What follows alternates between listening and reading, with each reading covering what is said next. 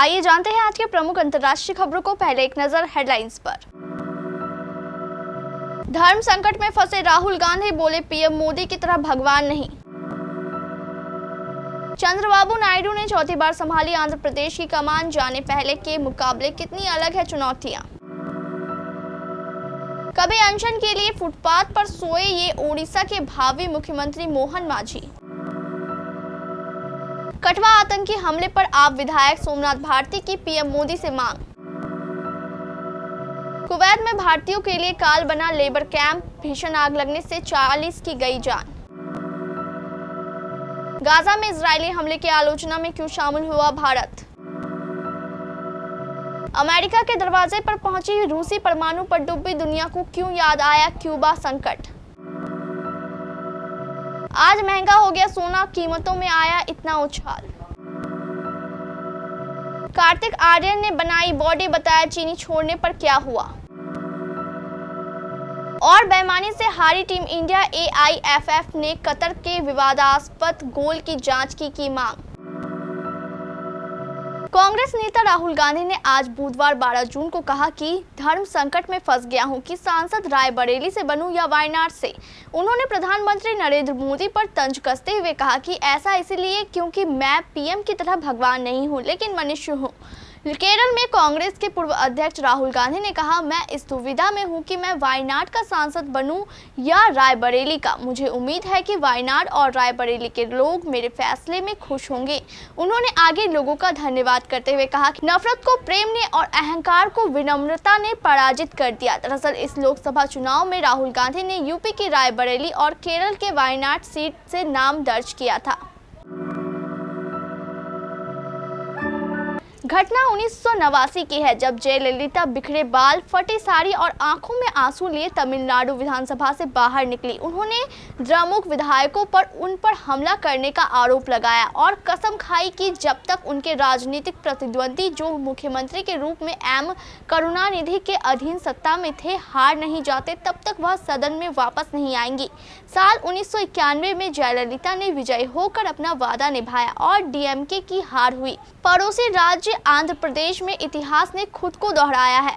नवंबर 2021 में चंद्रबाबू नायडू को विधानसभा के अंदर तत्कालीन सत्तारूढ़ दल वाईएसआरसीपी के विधायकों द्वारा अपमानित किया गया था। नायडू ने इस घटना को लेकर एक प्रेस कॉन्फ्रेंस किया था। उन्होंने दावा किया कि वाईएसआरसीपी विधायकों ने उनकी पत्नी भुवनेश्वरी के बारे में व्यक्तिगत टिप्पणियां की थी और वह रो पड़े थे।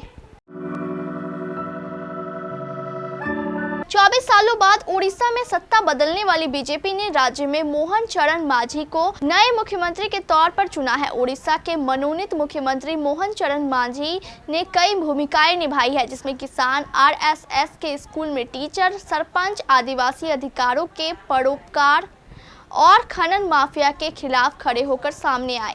टीओई की रिपोर्ट के अनुसार 4 बार के क्योंझर विधानसभा सीट से विधायक मोहन चरण मांझी, जो भारत के पहले आदिवासी राष्ट्रपति द्रौपदी मुर्मू के साथ अपनी संथाल जड़ें साझा करते हैं। बीजेपी के इस फैसले को आदिवासी राज्य झारखंड में विधानसभा चुनावों से कुछ महीने पहले ही राजनीतिक चुनाव माना जा रहा है। आम आदमी पार्टी विधायक सोमनाथ भारती ने जम्मू कश्मीर के कठुआ में हुए आतंकी हमले को लेकर पीएम नरेंद्र मोदी से मांग की है कि इस पर सख्त एक्शन लिया जाना चाहिए। सोमनाथ भारती ने कहा कि भारत को सर्जिकल स्ट्राइक जैसे कदम उठाए जाने चाहिए। बीते 3 दिनों में जम्मू कश्मीर में कई आतंकी हमले हुए हैं। पहले रियासी, फिर कठुआ और डोडा में आतंकवादियों ने हमला किया। सोमनाथ भारती ने आगे कहा कि मोदी जी को इस पर सख्त एक्शन लेने चाहिए। पाकिस्तान कैसे हमारे घर में घुसकर ऐसा कर रहा है? आज पूरा देश आपके साथ है। मुझे लगता है कि सर्जिकल स्ट्राइक जैसे कदम उठाए जाने चाहिए। रियासी में तीर्थयात्रियों से भरी बस पर हमला किया गया, जिसमें 10 लोगों की मौत हो गई, जबकि कई लोग घायल हो गए। कुवैत के मंगाफ में बुधवार सुबह एक इमारत में लगी भीषण आग में 41 लोगों की मौत हो गई और 30 लोग घायल हो गए। मरने वाले में 40 भारतीय शामिल है। कुवैत में भारतीय दूतावास ने कहा कि आग की घटना में 30 से अधिक भारतीय श्रमिक घायल हो गए हैं। घटना स्थानीय समय अनुसार सुबह 6 बजे मंगाफ की बताई जा रही है। न्यूज एजेंसी राइटर के हवाले से एक वरिष्ठ पुलिस कमांडर ने स्टेट टीवी को बताया कि जिस इमारत में आग लगी उसका इस्तेमाल श्रमिकों के आवास के लिए किया जाता था और वहां जहां बड़ी संख्या में श्रमिक थे। अधिकारियों ने बताया कि आग बुधवार तड़के कुवैत के दक्षिणी अहमदी प्रांत के मंगाफ इलाके में 6 मंजिला इमारत की रसोई में लगी। अधिकारियों ने आग लगने के कारणों की जांच कर दी है। बताया जाता है कि इमारत में करीब 160 लोग रहते थे जो एक ही कंपनी के कर्मचारी हैं।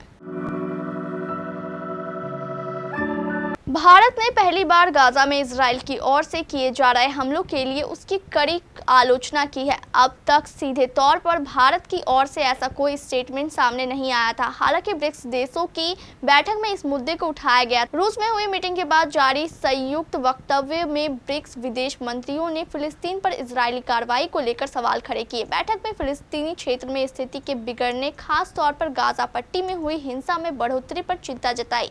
इसके परिणाम स्वरूप इजरायली सैन्य अभियान के कारण बड़े पैमाने पर नागरिक विस्थापित हुए, कई लोग मारे गए और बुनियादी ढांचे का विनाश हुआ। ये अंतर्राष्ट्रीय कानूनों की अवहेलना है।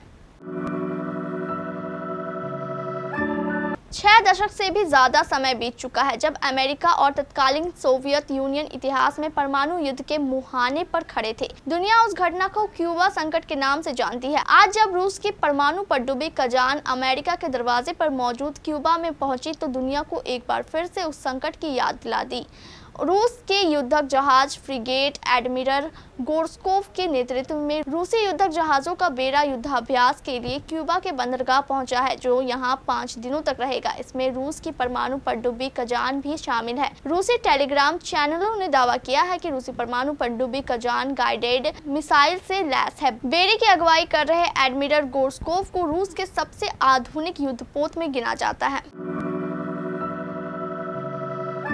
सोने की कीमतें एक समय पर बढ़त के साथ 73,000 रुपए प्रति 10 ग्राम के करीब पहुंच गई थी। इसके बाद गोल्ड में गिरावट आई थी, लेकिन अब दोबारा सोने के दाम बढ़े हैं। आज भी MCX एक्सचेंज पर सोना उछाल के साथ ट्रेंड कर रहा है। सोने और चांदी की कीमतों में कल भी तेजी देखने को मिली थी। कल सोना चांदी के बढ़त के साथ बंद हुआ था।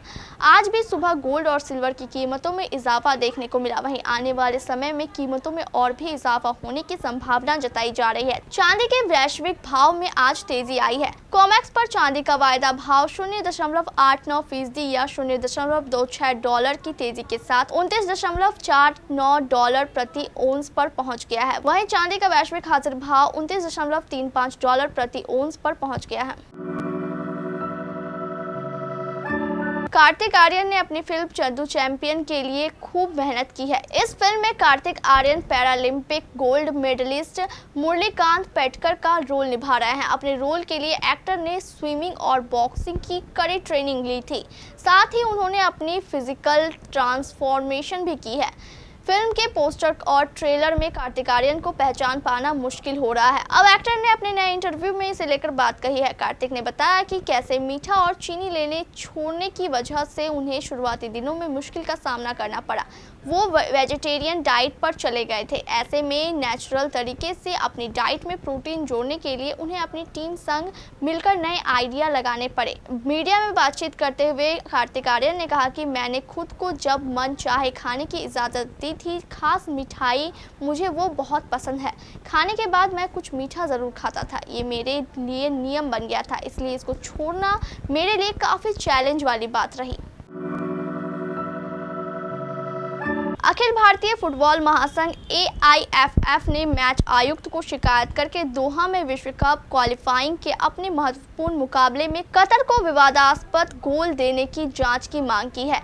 AIFF के सूत्रों ने बताया कि उन्होंने गोल की अच्छी तरीके से जांच की मांग की। मंगलवार को जसीम बिन हमाद स्टेडियम में करो या मरो के मुकाबले में भारत को कतर के खिलाफ 2-1 से हार का सामना करना पड़ा था। इस मैच में फुटबॉल के आउट ऑफ प्ले होने के बावजूद कतर के खिलाड़ियों ने उसे गोल पोस्ट में पहुंचाया, यानी गेंद गोल पोस्ट के बगल में निर्धारित लाइन से बाहर जा चुकी थी। हालांकि इससे खेल रुकने की बजाय कतर के खिलाड़ियों ने पहले तो इसे किक से मैदान के अंदर भेजा और फिर दूसरे खिलाड़ी ने गेंद को गोल पोस्ट में पहुंचा दिया।